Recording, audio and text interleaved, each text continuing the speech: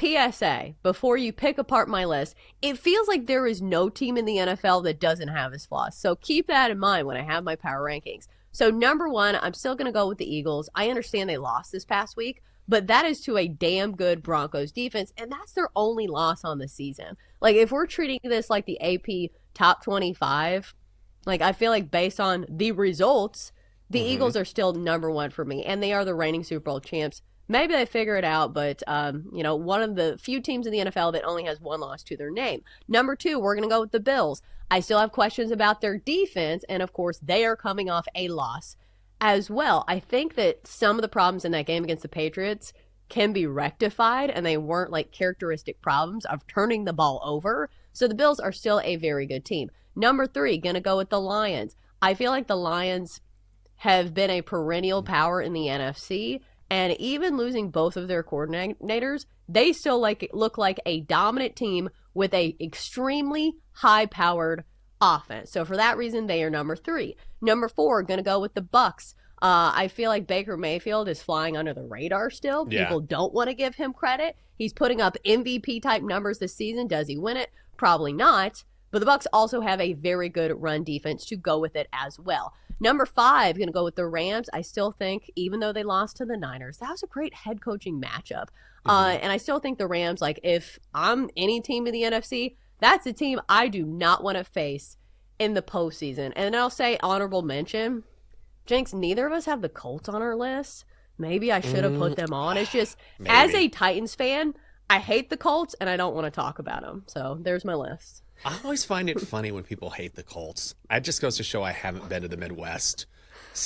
It just cracks me up. I'm like, you hate the Colts? Who hates the Colts? Well, they're division rivals. No, like, I get it. I get it. Like, it's just not my wheelhouse, right? Because even in Texas, I was always about the NFC East. I never liked the Cowboys, but certainly that was the division that, everybody talked about because Dallas was right there. And then I come here and I fall in love with DC, and I'm a Commanders or Redskins fan. And so I've always been like NFC East, NFC East, NFC East. And then every now and then I'll hear someone say, yeah, I hate the Colts. I don't know why. It just strikes me as funny. But of course, I get it. It's a divisional rivalry. Do you believe in the Colts yet? I mean, hate aside, they look really good.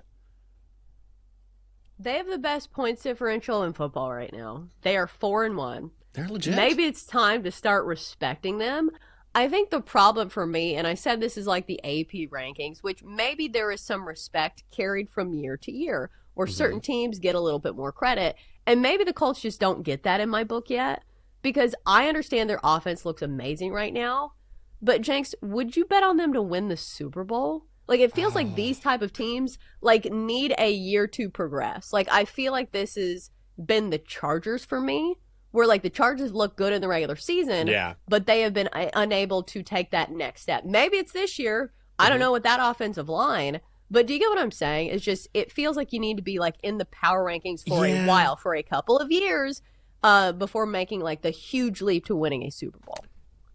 They don't remind me, but I was going to say it's similar in some ways to what we saw at the Commanders, right, last year, in that, look, they're built differently, and you're not going to compare Danny Dimes to, JD5.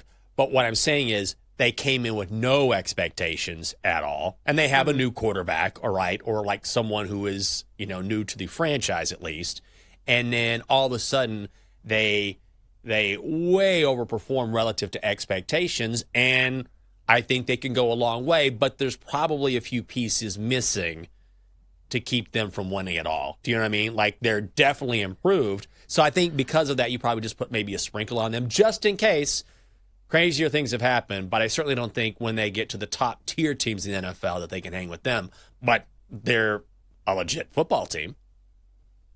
I will say this. It does feel like the AFC isn't quite as deep this year. Like, if there's a year for volatility in the AFC, it's this year, because Joe Burrow is out. Like, I don't believe in the Bengals. The Ravens are having a disaster of the season, which means Lamar Jackson is out.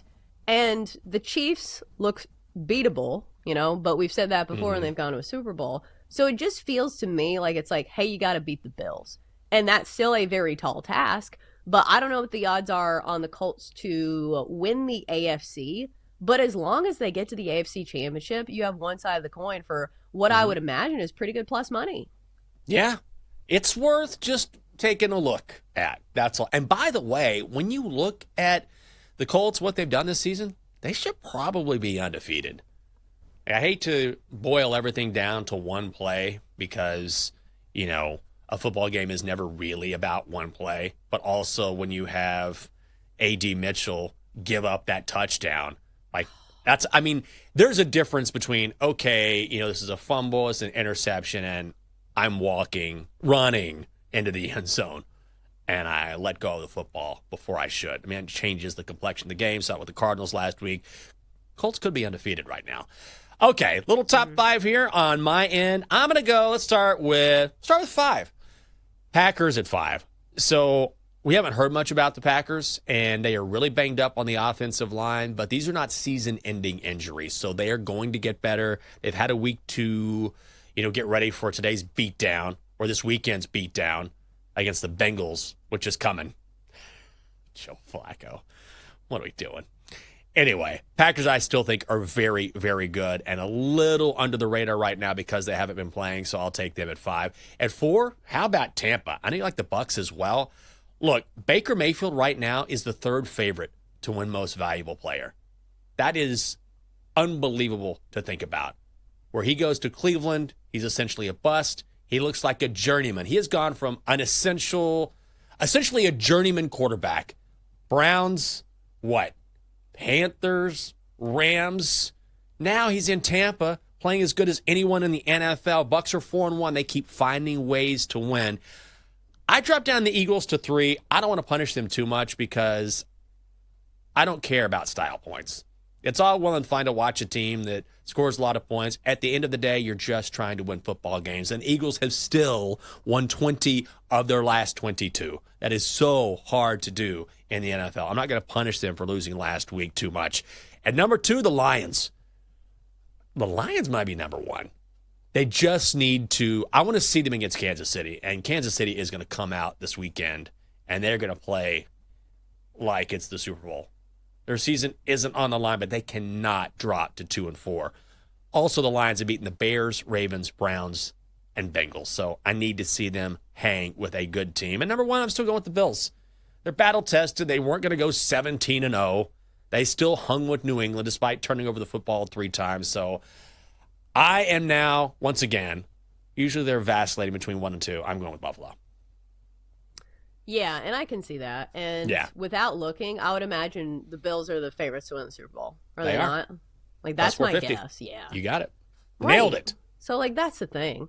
And even when it comes to, the MVP race, Josh Allen looks like he stands alone, especially because of the process of elimination that we have with big quarterbacks in the AFC. The AFC North is in shambles. Aaron Rodgers, the Steelers are fine, but, Aaron Rodgers is not going to win MVP. And also, I think there is a trust factor with some of these proven commodities when it comes to the postseason. I know these rankings are not based on, who we think is, going to win in the postseason, their regular season rankings. But it's just, I am more apt to trust somebody like Josh Allen as opposed to, somebody a little bit further down the list, we've been talking about the Colts, as opposed to Daniel Jones. Are you going to be shocked if it's similar to what we saw from Sam Darnold last year, where Sam Darnold had this great season, and then I don't want to say he turned into a pumpkin because it's one bad game, but still, it's not going to shock me if we see that type of season from the Colts.